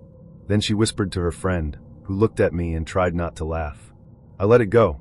Maybe they just knew him. Maybe he had toilet paper on his shoe. But it happened again. And again. 3 times in 1 week, women stared at us. Smirked. Whispered. Once, a girl actually said, "Oh my God, it's her." I asked Tyler about it. He played dumb. Said, "Maybe I have a doppelganger." I laughed it off. But I started to feel watched. Then one night, I was at his place, and I noticed a folder open on his desktop when he went to grab takeout from the door. It was called CC_S4. I clicked. It opened a folder full of video files, labeled by date. Each one had a title like, The Bookstore Intro, First Sleepover, No Kiss, Surprise Picnic, She Cried, Episode 9 Montage Build, Finale Planning? I clicked one. It was a video of me. From behind. From the side. From across the room. We were in his kitchen, cooking together. I was wearing one of his t-shirts. I was laughing at something he said. The camera was hidden clearly. Then the footage cut to a shot of him, talking directly into the lens. She cried during the picnic. I think that's a breakthrough. I'm going to start testing emotional availability now. Maybe bring up my ex. My heart stopped. This wasn't just content. It was a series. I scrolled through the files. There were scripts, shot lists, hashtag plans, a document called Content Clause that looked like a disclaimer template. I opened his browser. He wasn't off social media. He was viral. His TikTok account had over 1.7 million followers. The page was anonymous, no face, just stylized edits and voiceovers. The series was called The Love Challenge, Level 4. Me. I was Level 4. Each level was a woman. A relationship arc. A story. And I was the current installment. My hands were shaking.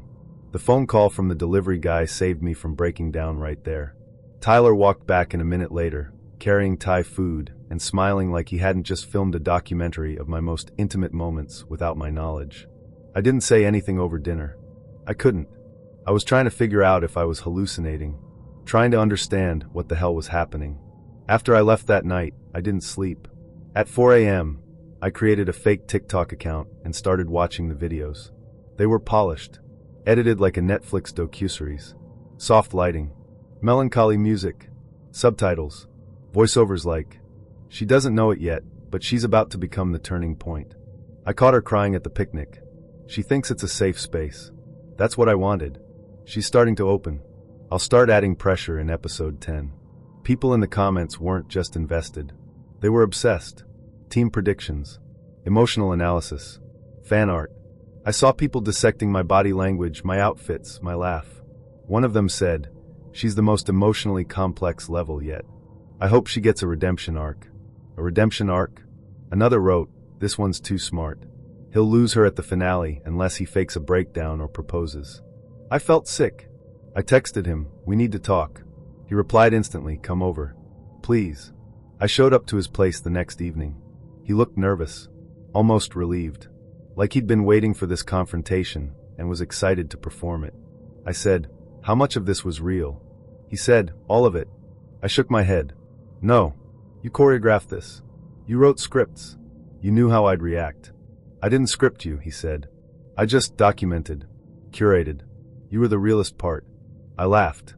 "Do you hear yourself?" He stepped closer. "I never lied about how I felt. You changed me. This wasn't just content. You filmed me crying. I blurred your face. I never used your name. You manipulated situations for plot points. I was trying to tell a story. A real one. You told your story. You stole mine." He didn't have a response to that. I stood there, breathing hard, watching him try to look innocent. Then I asked, "What's the finale?" He blinked. "You had a plan for it. What was it?" He hesitated. "A proposal." I stared. "You were going to propose to me. On camera. For content. It would have been real.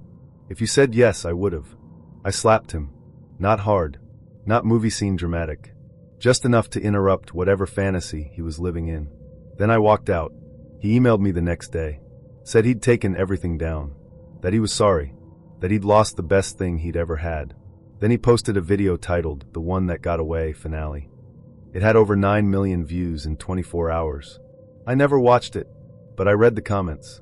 They called me cold, ungrateful, a narcissist, said he was too soft for me, that I didn't deserve him, that I was the villain. I've deleted my social media since then, changed some settings, started walking different routes. But the worst part isn't the invasion. It's knowing that I was never in a relationship. I was in a storyline, and I never got to write a single word of it.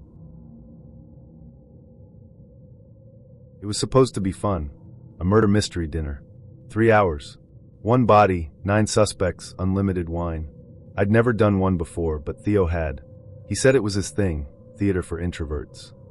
I rolled my eyes at that, but it made me laugh. He made me laugh a lot. We'd only been talking for 2 weeks. Matched on an app. Bantered about our mutual fear of group chats.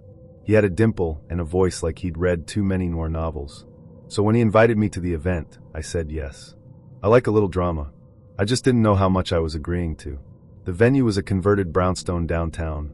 Marble foyer, velvet drapes, too many mirrors. We signed in at a long table where a woman in a burgundy pantsuit handed us character cards.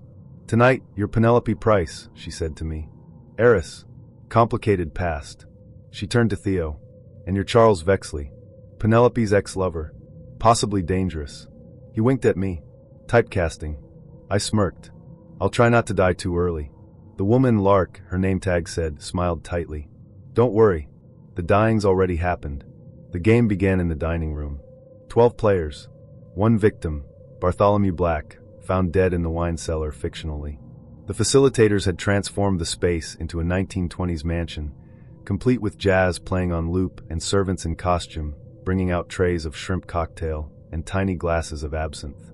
We were given clues, relationships, secrets. We were supposed to act in character, sniff out motives, and try not to draw too much attention. Theo was good, charming, cagey, always 2 steps ahead. When I asked how he knew so much about this stuff, he said he used to date one of the writers for the events. Did she kill you? I asked. He grinned. Repeatedly. About an hour in, things took a turn. I was in the parlor reading a note I'd found in the fireplace. Someone had hidden fake letters throughout the house, when I heard shouting from the dining room. Then a scream. I rushed in. Others were already gathering. Lark, the host, was standing rigidly beside the long table. One of the guests, an older woman in pearls, was slumped in her chair, unmoving. For a second, I thought it was part of the game. Then I saw the blood. Not fake blood. Real. Dark. Seeping into the linen tablecloth. Someone screamed again, a younger man in suspenders. Another guest backed away, knocking over a chair. Theo pulled me behind him. Lark raised her voice. No one leaves. We've called the police. We were herded into the sitting room. No one was allowed to leave. The doors were locked. Phones confiscated. For investigation purposes, Lark said. No one argued. The air turned viscous with suspicion. People whispered, cried, accused. Some tried to stay in character. Others broke completely. Theo squeezed my hand. Stay close. 2 hours passed. The police hadn't arrived. I started to feel like something was off. More than off. Wrong. Lark reappeared, holding a stack of envelopes. To move forward, each of you must open your final roll card. I stared at her. You said this was canceled. That someone died. She smiled. It's all part of the experience. Someone shouted, Is she dead or not? Silence. Then Lark said, You'll find out. If you play. I opened my envelope. Inside was a single sentence. You are the killer. No one must know. My heart dropped. I looked at Theo. He opened his envelope, read it, then looked at me. I couldn't read his face. The rest of the night bled into something between game and interrogation. People turned on each other. Old secrets, real ones, came out. One couple admitted to an affair. Someone confessed to stealing jewelry from the coat room. It was like the murder had cracked something open. And the worst part, I wasn't sure the woman was actually dead. No ambulance ever came. No one left. Around midnight, Theo pulled me into the hallway. I think this is a setup, he whispered. I nodded. I think so too. But not by the hosts. I frowned. What do you mean? He held up his envelope. It didn't say anything. Just a blank card. I think someone rewrote the game. We found the woman in pearls, alive and very much alert, in the wine cellar. She wasn't bleeding. The blood had been fake. She looked at us and said, You weren't supposed to find me yet. Theo stepped forward. What the hell is this? She smiled. Immersive narrative. Full spectrum experience. You paid for authenticity. I didn't pay for anything, I said. She shrugged. Your date did. I turned to Theo. He didn't deny it. Outside, under the cold streetlight, I demanded the truth. He lit a cigarette with shaking fingers. It was supposed to be a story, he said. A shared trauma. Something we'd never forget. You planned this? Not the whole thing. Just the twist. I wanted to see how you'd react. I stared. So I was the experiment? No, he said. You were the protagonist. I laughed. Bitter and sharp. You wanted a plot. I wanted a person. He looked away. You don't get to write me into a thriller, I said. I'm not your character. You played the part. I walked into a dinner, not a script. He didn't say anything else. So I left. I never heard from him again. But sometimes I still get emails from the event company. New titles. Death at Dusk. The Widow's Game. Secrets in the Cellar. I delete them. I've had enough fiction for one lifetime. I should have known something was off when he brought a lav mic to brunch. I'm testing new gear, he said, clipping the tiny mic to the inside of his shirt collar. Don't worry, it's just for levels. I won't use anything. At the time, I believed him. Leo was a filmmaker. Or at least that's what he called himself. He had a YouTube channel with about 85,000 followers, mostly satirical commentary, parody sketches, and mockumentary-style bits where he played exaggerated versions of people he met in real life. I watched a few early on. They were clever, funny even, but I never thought I'd become one of them. We met through friends. Leo had that kind of presence that made you lean in without realizing it. He was quick with a joke, generous with compliments, and always had a camera nearby, usually not filming, just there. Like a shadow. He asked me out with a fake movie trailer. I mean that literally. He sent me a 45-second video titled Upcoming Feature, Girl Who Might Break Me. It had dramatic music, slow-motion footage of us laughing at a party, and a fake Rotten Tomatoes score. 96% chance of emotional destruction. I laughed so hard I nearly dropped my phone. So I said yes. The first few weeks were great. He was attentive, curious, and surprisingly gentle beneath the sarcasm. We stayed up late talking about the roles we play for other people, how social media distorts intimacy, how hard it is to be real in a world that rewards performance. Irony, it turns out, has a long memory. Around week 4, I noticed him filming more. Not just scenes for his channel, us too. At coffee shops, on walks, in bed once, when we were covered in blankets and sunlight, and I thought he was just taking a picture. It never felt malicious. Just observational. He said he liked documenting things, that it helped him process. I told him I didn't want to be content. He kissed my forehead and said, "You're not. You're the exception." I believed that, too. Then came the premiere. A friend texted me at midnight. "Hey, is this about you?" I clicked the link. The video was titled, Dating the Overthinker, Mockumentary Episode 1. I watched it 3 times. The first time I laughed. It was surreal, Leo, playing himself, narrating a fictionalized version of our relationship in a format that mimicked a Netflix docuseries. Soft focus, confessional interviews, intercut scenes of me, played by an actress who looked eerily like me, saying things I had actually said, word for word. The second time I started sweating. He hadn't just used our conversations. He'd twisted them, made me sound insecure, needy, obsessive. In one scene, I said, "I just think maybe you're not as into this as I am." The voiceover. This is what I call preemptive collapse syndrome, when someone self-sabotages because they watched normal people too many times. The third time I cried. I called him. He didn't pick up. I texted, "That was me. You used me." He replied, "It was a composite character. Not just you. Don't take it personally. Don't take it personally."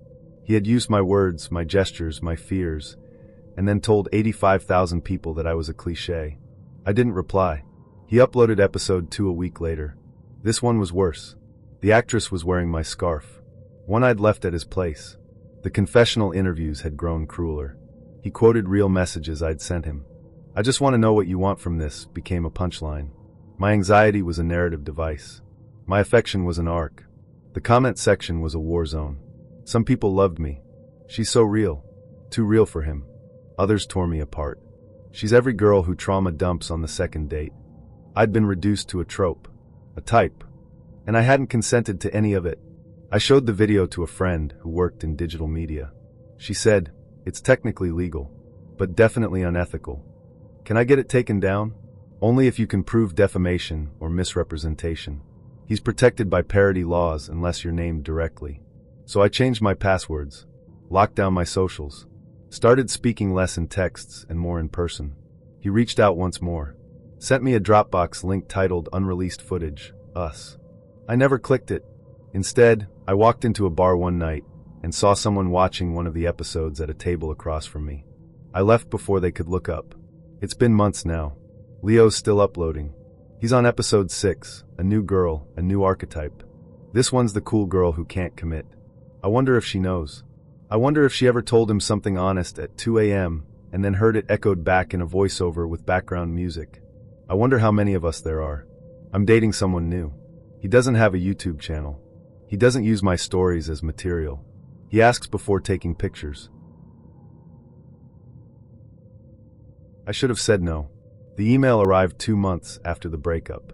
Subject line, Post-Relationship Closure Study, Participant Invitation. At first, I thought it was spam, the kind of clickbait you scroll past on social media.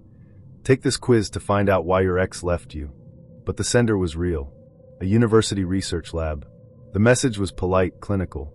Dear name, you have been nominated by a former partner to participate in a one-time facilitated exit interview as part of a qualitative study on post-relationship dynamics. Participation is voluntary. The conversation will be monitored by a licensed facilitator. The goal is mutual closure and emotional clarity. If you agree, your former partner will also be present. The session lasts 90 minutes. Do not bring personal belongings of sentimental value. Do not record the session. Do not lie.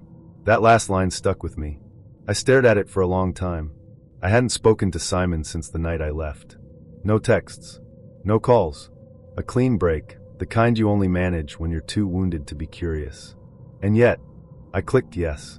The session was held in a sleek room on the 4th floor of a downtown building.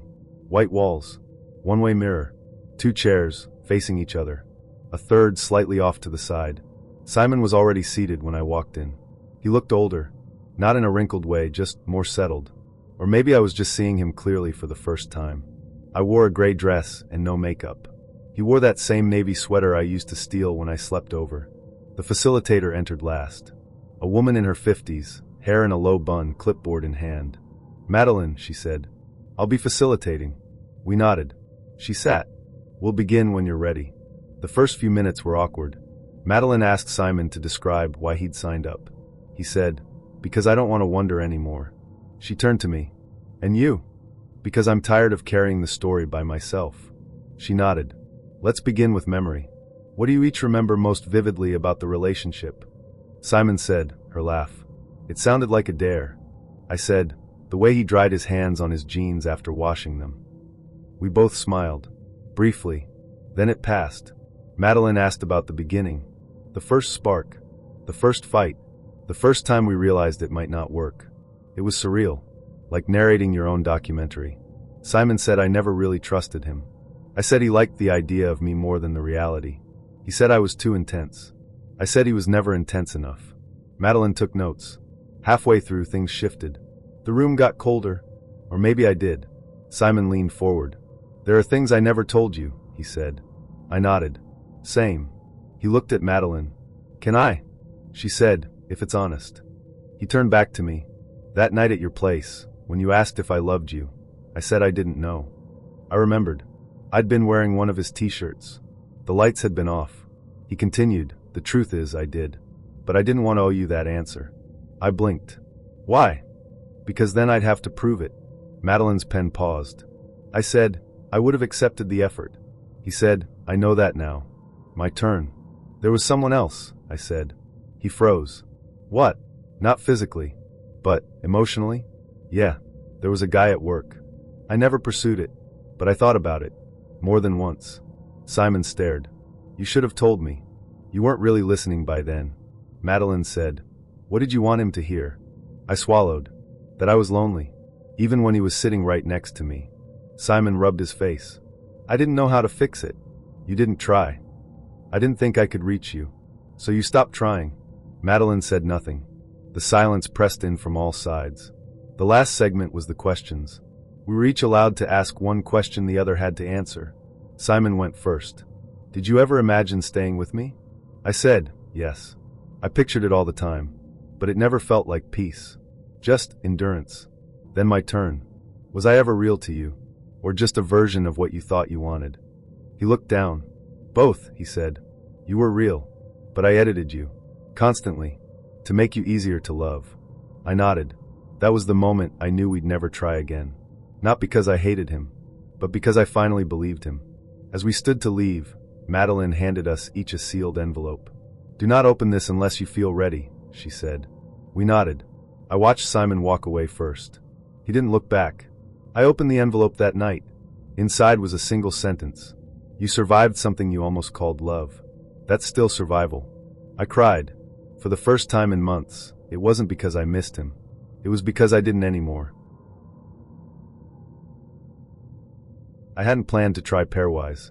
I'd deleted all my dating apps 6 months earlier, after one too many dates that felt like job interviews followed by ghostings. I was tired of calculating charm. Tired of curating my personality into a bio, of wondering if I'd been swiped on because of my eyes or the fact that I said I liked Murakami in a sentence that made me sound like I read it in translation. I did. But then my friend Mara convinced me. It's different, she said. It doesn't just match you, it predicts you. Like, it knows what you need before you do. I laughed. That sounds horrifying. She shrugged. It worked for me. I'm seeing someone now.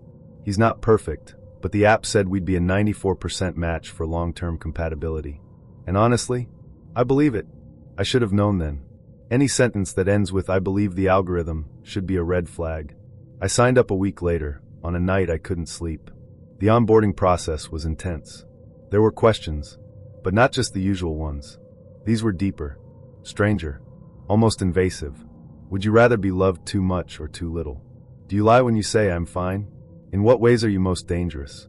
What's your most consistent self-delusion? I answered them all. Some seriously, some sarcastically, some just to get through it.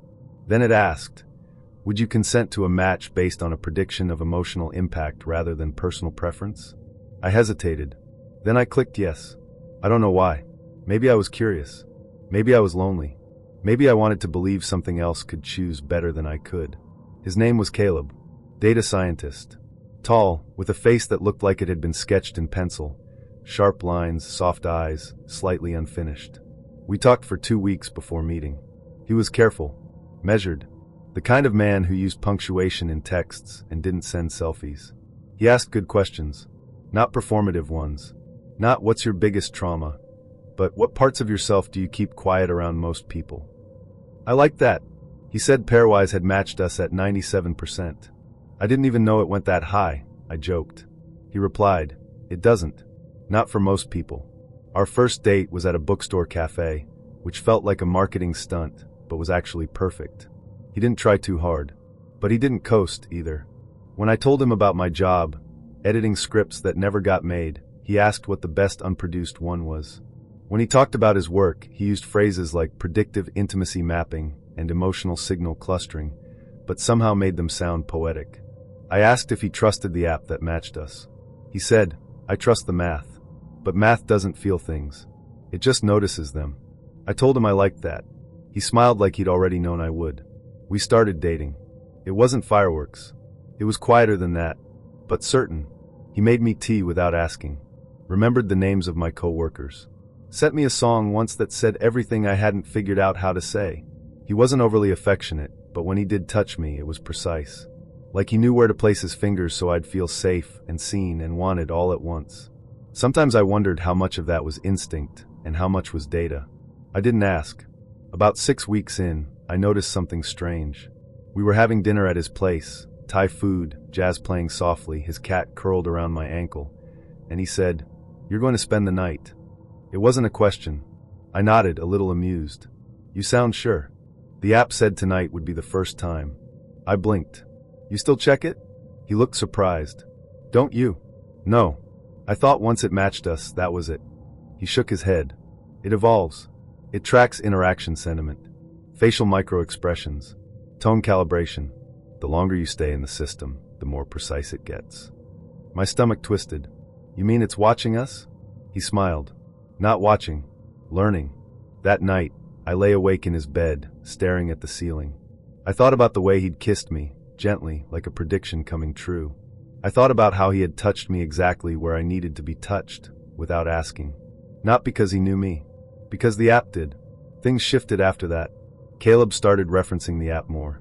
Casually but often. "It says we're trending toward a plateau. It predicted you'd cancel tonight. I planned for it. It thinks you're about to bring up something vulnerable." It. Not I feel. Not I think. But it says. I felt like I was dating a priest reciting from a holy text written in code. One night, I asked him, "What would you do if it told you we weren't right anymore?" He looked at me seriously. "Then I'd let you go. We'd be grateful for the time, and we'd part before the damage." I laughed. "That's clinical. It's merciful."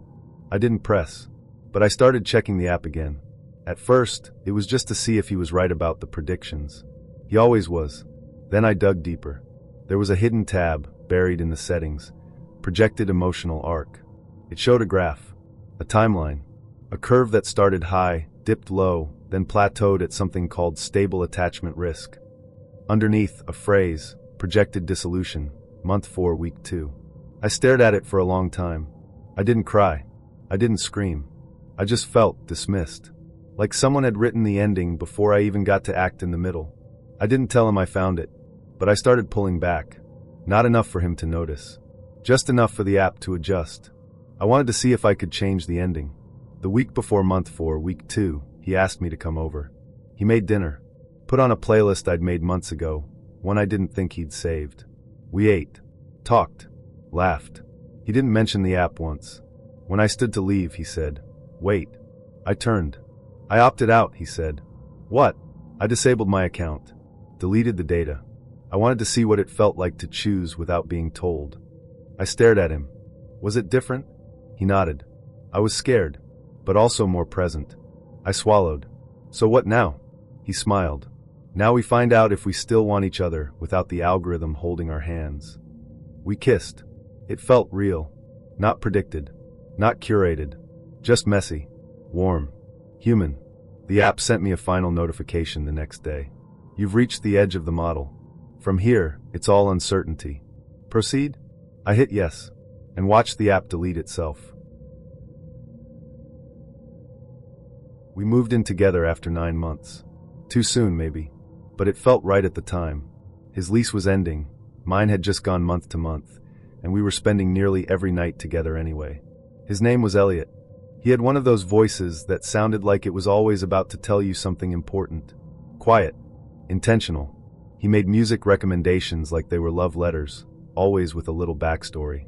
"This one reminds me of driving through Oregon in the fall," he'd say, queuing up a Bon Iver track. Or, "This one's what I imagine it sounds like inside a snow globe." So when we merged our Spotify accounts into a duo plan, it felt romantic. Domestic. Like hanging a framed photo or splitting the electric bill. We made shared playlists. Cooking on Thursdays. Backseat singing. Rain sex probably. They were cute. Honest. Little digital rituals. And then one day a new playlist appeared. It was called For Her, March 3rd. I saw it while scrolling through our shared account, looking for something to play while cleaning. I almost didn't click it, but I did. The songs were unfamiliar.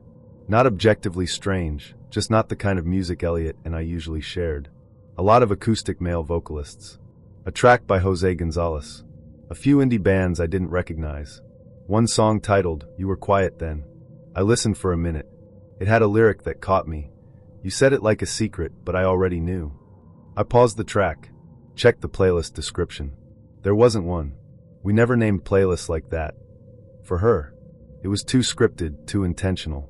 And March 3rd wasn't a date that meant anything to me. Not our anniversary. Not my birthday. I asked Elliot about it that night. He looked up from his laptop and said, "What playlist?" I showed him. He squinted. "Weird. I didn't make that." "Then who did?" He shrugged. "Maybe it's an algorithmic thing, like curated based on our listening habits. But it's labeled For Her. With a date." He leaned over, clicked through the songs. "Yeah, that is weird. Maybe it's a bug?" I nodded slowly, but I didn't believe him. A week later, another playlist showed up. Drive Home Late. I clicked it. This one had 7 songs. All slow. All sad. The kind of tracks you'd play after a fight or after someone leaves. One song stood out. "The Back of Your Hair in the Mirror." I listened to it. The lyrics mentioned a woman in a green sweater. I own one. Wore it the night Elliot met my parents. I asked him again. He shook his head. "I swear I didn't make that." "Then who did?" He laughed nervously. "I don't know. Maybe Spotify's doing some kind of mood-based playlist testing. Without telling us? I mean, it is a smart platform. It learns from us." That night, I changed the password on our account. Just to be sure. By the 3rd playlist, I couldn't sleep. "You lied about Thursday." When I opened it, it started playing automatically. No shuffle. No delay. The first track was titled Apartment 30B. That was the unit I lived in before moving in with Elliot. The second track, Rye Toast and That Joke You Hate. I didn't listen to the rest. I shut the laptop and called Mara. "You sound like you haven't slept," she said. "I haven't." I told her everything. She was quiet for a moment. Then, "Could he be messing with you? You think he's making the playlists?" "I mean, if he is, it's next level manipulative." "But why?" "To control the narrative? Make you feel watched. I didn't want to believe that, but I couldn't rule it out either. I started checking the account obsessively. Every morning, every night. New playlists appeared every few days. When you left the light on, don't forget the cereal. She knew on Sunday, each one more specific than the last. Each one referencing something only Elliot and I could possibly know. I confronted him directly. "You're doing this," I said. He looked genuinely hurt. "Why would I?" "Because they're about us. About me. About things I haven't told anyone." He crossed his arms. "Maybe you're projecting. Maybe it's just coincidence." "No," I said. "This isn't a coincidence. This is targeted." He didn't answer. Just looked away. I created a second account. Private. No shared access. No history. I didn't connect it to any devices. Just for me. It stayed clean. No strange playlists. No eerie titles. Until one day, a single playlist appeared. Private doesn't mean safe. I left the apartment that night. Packed a bag and crashed at Mara's. I didn't tell Elliot where I went. The next morning, a new playlist showed up. Green toothbrush, left drawer. That's where I kept mine in his bathroom. I hadn't packed it. The description read, "You forgot something." Mara said to go to the police. But what would I say? My boyfriend might be spying on me through Spotify? No crime had been committed. Just a pattern. A pattern that made me feel like I was being watched, tracked, described. I changed my passwords. Disconnected all smart devices. Factory reset my phone. The playlist stopped. For a while. Until yesterday. My phone buzzed. A Spotify notification. New release for you. Still listening. I hadn't reinstalled the app. I clicked the link. It opened to a playlist. Only one song. Come Home. The cover image? A photo of me sleeping. One I never took. It started with a phone charger. A simple, stupid thing. We were at a friend's place, and his phone was dying. I offered mine. "Same charger," I said. "USB-C. He smiled. "You're a lifesaver." He plugged in, unlocked his screen, and went back to our conversation like nothing had changed. But his lock screen was still lit. And when he set the phone down on the table, it was angled toward me. I wasn't trying to snoop. I really wasn't. But as we talked, a word caught my eye. Notes. And beneath it, a title. Reasons I can't tell her yet. I didn't open it that night. I told myself it was none of my business. That everyone has private thoughts, especially in long-term relationships. That it didn't mean anything ominous. But of course, I kept thinking about it. I kept thinking about the way he said yet. Reasons I can't tell her yet. His name was Jordan. We'd been together for a little over a year. Moved in after 6 months. Too soon, my sister said. But he felt safe. Steady. The kind of man who didn't raise his voice, who always did the dishes, who remembered how I took my coffee even when I forgot. He wasn't flashy. He didn't post about us online. He called social media a performance. I liked that. At first. The next morning, I waited until he was in the shower. I picked up his phone, unlocked it with the code he'd given me months ago. We weren't secretive, or so I thought. I opened notes. It was the top one. Last modified 3 days ago. I tapped it open. Reasons I can't tell her yet. She trusts me. I don't want to break that unless I have to. I'm still figuring out if I'm staying. She's kind. She doesn't know how different that is from being right. I thought I could build a life with her. I might still. But I think I'm in love with someone else. No, scratch that. I was in love with someone else. I'm just not sure it ended. I don't think she'd forgive me for the apartment. Or the debt. Or the message I never deleted. I don't want to lose her. But I don't think I deserve her. I stared at the screen. I didn't breathe. I heard the water stop in the shower and quickly locked the phone. Put it back where it had been. Then I went into the kitchen and made toast. When he walked in, towel around his waist, hair damp, he smiled like nothing was different. "Hey," he said. "You sleep okay?" "Yeah," I lied. "You?" He kissed my cheek. I almost flinched. I didn't confront him. Not right away. Instead, I played it cool. Paid attention. I started watching for signs. The way he hesitated when I asked about the future. The way he kept his phone face down. The way he lingered on certain names when he scrolled through texts. I checked the Notes app again a few days later. He'd edited the entry. Reasons I can't tell her yet, updated. Number 11. She looks at me like I'm still good. Number 12. If I told her, she'd stop. I started noticing things around the apartment. A key I didn't recognize on his keyring. A receipt from a wine bar I'd never been to. dated the night he said he was working late. A pair of earrings in the bathroom drawer that weren't mine. I didn't say anything. I just started taking photos. Quietly. One by one. Evidence. In case I needed it. Then one night, I couldn't sleep. I got up to get water, and when I walked past the living room, I saw light. He was on the couch, laptop open, headphones in. I watched him for a moment. He was nodding slightly, reading something. I stepped closer. That's when I saw it. He was writing. A new note. The next morning, when he left for a run, I opened his phone again. There were 3 new notes. One titled, "What would I say if she asked?" Another titled, "Exit strategy, clean break." And then the worst. Plan B, reverse narrative. I opened that one. If she finds the note, deny, claim it's a writing project. Say it's a fictional exercise. A character study. Show her old drafts from grad school. Cry if necessary. Make her feel like she betrayed me by reading it. Buy flowers. Suggest therapy. Wait to see if she drops it. If not, A. Gaslight gently. B. Reframe memory. C. Flip timeline. D. Leave her before she leaves me.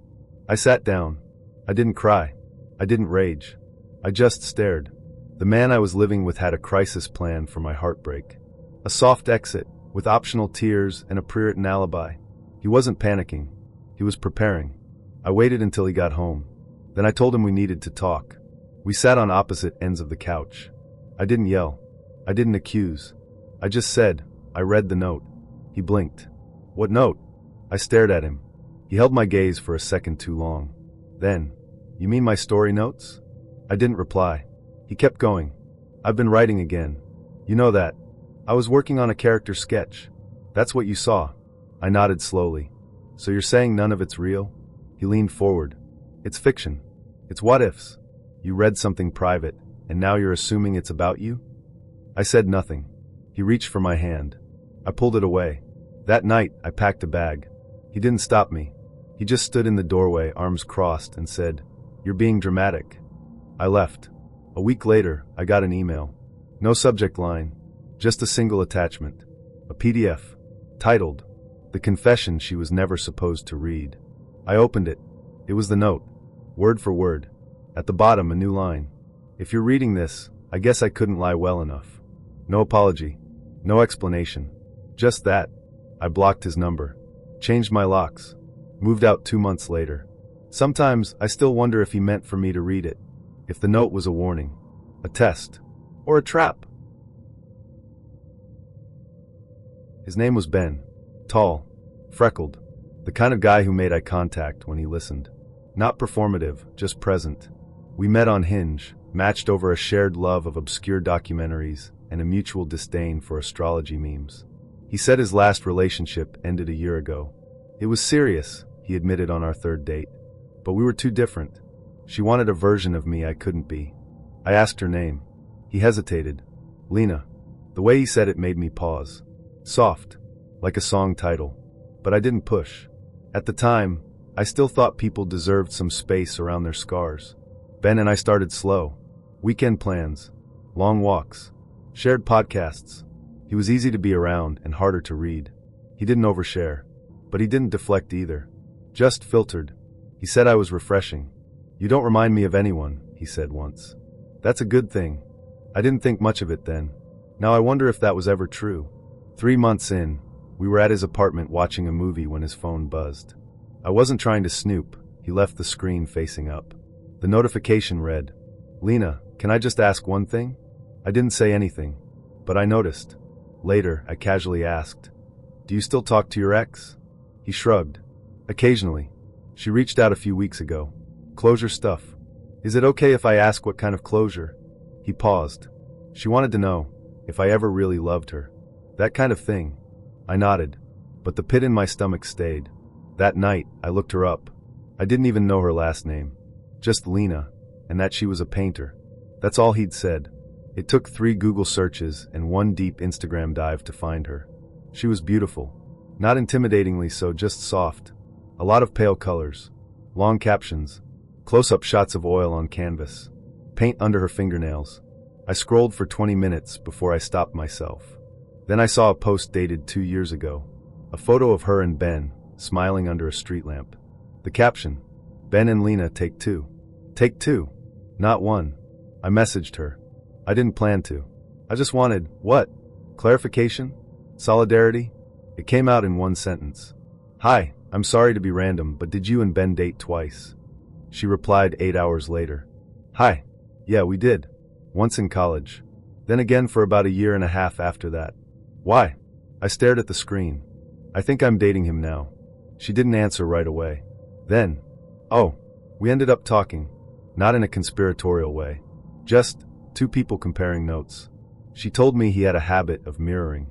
That he'd pick up her preferences, her music, her favorite drinks, the way she said certain words, and reflect them back like they were his own. I used to think it meant we were deeply connected, she said. Then I realized he just adapts to whoever he wants to keep. I asked her how it ended. She said, he told me I'd changed. Then she added, be careful. He only really sees the first version of you. And when you grow, he panics. I didn't tell Ben I'd spoken to her, but I started noticing things.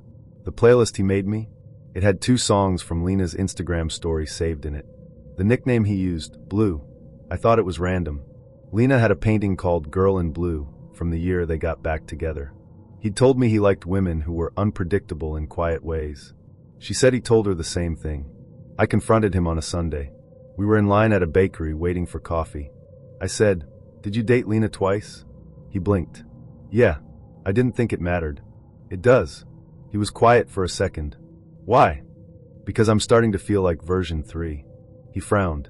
What does that mean? It means I think you're trying to recreate something. And I think you're using me to do it. He didn't deny it. He just said, I liked who I was with her. I thought maybe I could be that again. We broke up 3 days later. Not dramatically. Just quietly. He said I was too aware. I said he was too rehearsed. He didn't ask if I'd talked to Lena. But I think he knew. A month later, I checked his Instagram. New girl. Different name. Same haircut. Same dress Lena wore in that old photo under the street lamp. The caption? Take one.